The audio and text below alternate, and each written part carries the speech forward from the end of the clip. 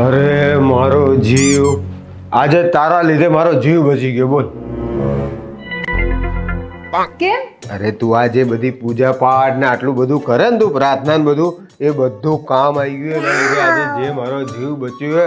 હું તને કહું શું થયું. હું ઓફિસથી આવતો હતો ને, તો આપણે ખબર વચ્ચે એક એકદમ સુમસાન રસ્તો આવે, તો ત્યાં હું પહોંચ્યો ને તો ગાડી બગડી ગઈ. હવે ગાડી બગડી ગઈ તો હું મારો ટેન્શનમાં કે હવે કરીશ શું. તો હું નીચે ઉતર્યો અને ફોનમાં જોયું તો નેટવર્ક કઈ ના આવે. અને પછી મેં કીધું વારું હવે લોચા પડ્યા.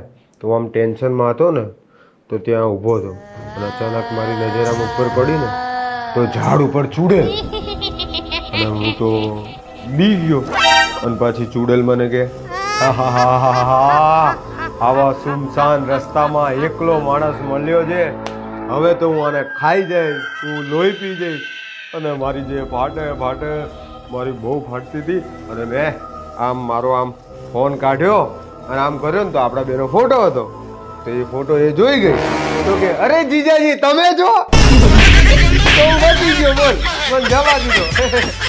શું કાઈ પણ હવે જાવ ને. સાચું કહું, જીજાજી થઈ ગયો એટલે